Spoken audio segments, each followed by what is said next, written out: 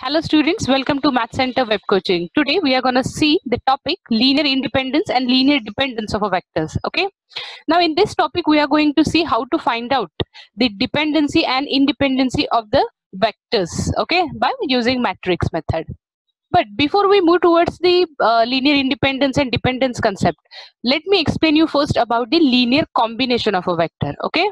So let's start with the definition of linear combination. Now, let's see, a vector x can be expressed in the form of x is equal to k1 x1 plus k2 x2 plus up to kn xn, where in this expression k1, k2, k3 and kn are scalars, okay, and x1, x2, x3 and xn are vectors. If you can see here, the right hand side of this expression, the first term is k1 into x1. That means k1 is scalar and x1 is my first vector, right? x1. So this is the scalar multiplication, k1 into x1. Again, second term, k2 into x2. That means this is the scalar multiplication, k3 into x3, scalar multiplication. And last term, kn into xn. That means scalar and vector and their multiplication, that is scalar multiplication. And addition is also there, right?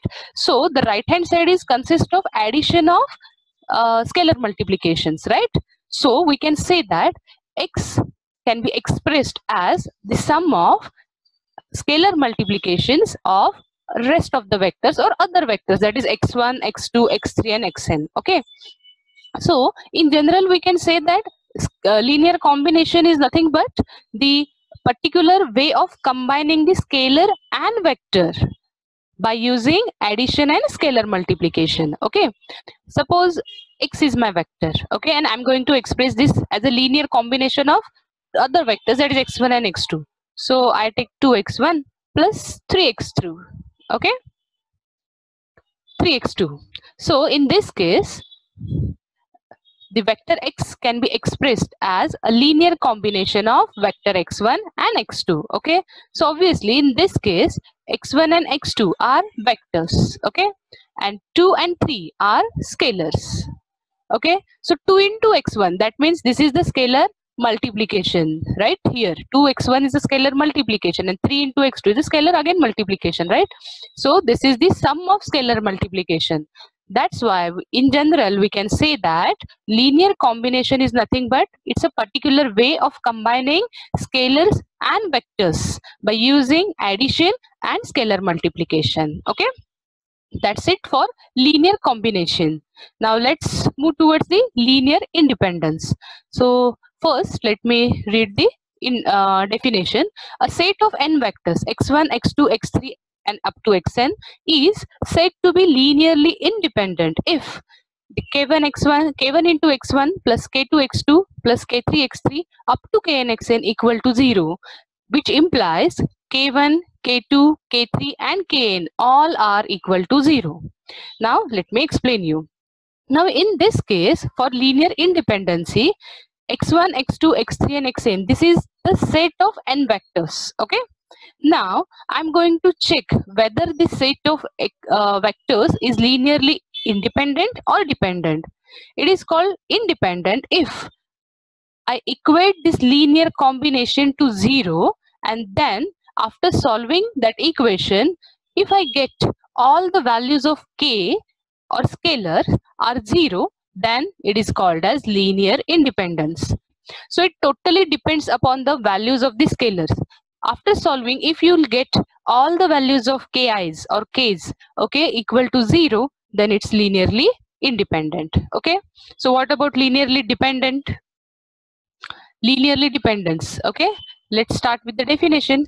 A set of n vectors x1, x2 up to xn is said to be linearly dependent if k1 x1 plus k2 x2 plus k3 x3 plus up to kn xn equal to 0. So in this case also, first we are going to equate this linear combination equal to 0, and after solving that, at least one of the ki's, that means k1, k2 up to kn are not equal to 0, then the given set of vectors, okay, that is x1, x2, xn, the given set of vectors is linearly dependent.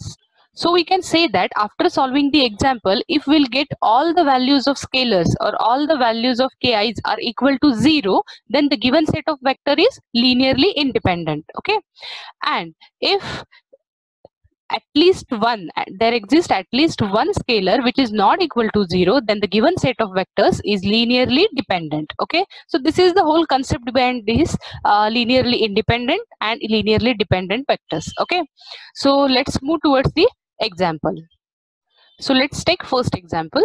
Examine whether the vectors x1 is equal to 3 1 1, x2 2 0 minus 1 and x3 4 2 1 are linearly independent. Okay, so we have to examine, or we have to check whether the given set of vectors x1 x2 x3 is linearly independent or linearly dependent. Okay, so again I'm going to repeat. For linearly independency, what is our condition? After solving this example, if all the values of k1 k2 k3 or scalars are equal to 0, then the given set of vectors are linearly independent, but at least there exists at least one scalar which is not equal to 0, then the given set of vectors is linearly dependent. Okay, so let's start. First we have to consider the linear combination. Okay, as we have seen in the definition, first we have to equate the linear combination of this vector to 0. So k1 x1 plus k2 x2 plus k3 x3 equal to 0. Okay, this is I equate the linear combination to 0. Then the next we have to substitute x1 x2 and x3. Okay, so what is my x1? X1 is 3 1 1. So let me check. Okay, so x1 is 3 1 1. This is my first vector. What is second vector? x2 2 0 minus 1. What is x3? 4 2 and 1, and last 0. Okay, 0 vector. Next, after substituting the vectors in this linear combination, okay, so we are going to add the vectors, okay, and scalar multiplication also. So component wise, so first component 3k1. So this is my 3k1 plus, again in the second vector 2k2 plus 4k3, okay, which is equal to 0, right? Next, second 1 into k1, so that is k1 plus 0 into k2, 0 into k2 plus last term, that is 2 into k3, second component. Okay, so 2k3 equal to 0. Next, third equation, last one, 1 into k1, that is k1 minus 1 into k2, that is minus 1 k2, you can write, right? And last one 1 into k3, that is you can write 1 k3 or k3 equal to 0. Okay, so we get the set of equations here. Now we are going to convert these equations in the matrix form, x equal to 0. Okay, the first coefficient matrix A, or which can be expressed in the matrix form as, so first row is 3 2 4 1 0 2 1 minus 1 1. Okay, so this is the coefficient matrix from this set of equations. Okay, now k1 k2 k3 and 0. So by using the row operations, we are going to solve this. Okay. Now, first operation is R13. That means we are going to interchange the first row and third row. So my third row will become my first row, and my first row will become my third row. Okay. So let's write here 1 minus 1 1. Okay. Second row, there is no change in second row. Third row, that is 3 2 4. Okay. By operation 1 R1 3. Okay. So the next step is R2 minus R1 and R3 minus 3R1 to get 0 here, right? In this place. So first row remains as it is. There is no change in first row. Okay, because we are going to apply the operations, row operation on second row and third row. Okay. So this is 0, 0, R2 minus R1. So 0 minus 1, that is plus 1. 2 minus 1, that is 1. Third, R3 minus 3R1. So 3 minus 1, that is 0. 2 minus plus 1, that is 5. And the last term 4 minus 3, that is 1. Okay, now next. Okay, so now the next step, R3 minus R2, that means there is no change in first row and second row. So first row remains as it is, second row 0 1 1 remains as it is. Now the operation is R3 minus R2. Okay, so let's apply the operation, that is 0 R3 minus R2, that is 5 minus 1, again that is 4, and 1 minus 1, 0. Okay. So after solving this, we can write the equations of this. Okay. So first equation should be K1 minus K2 plus K3 equal to 0. Second equation will be K2 plus K3 equal to 0. Okay. By matrix multiplication, you can calculate that. And 4 K2 equal to 0. So this is my first equation, this is second equation, and this is my third equation. Okay, right? Now by if you can see here, by equation 3, okay, so by equation 3 we can calculate the value of K2. So what is my K2?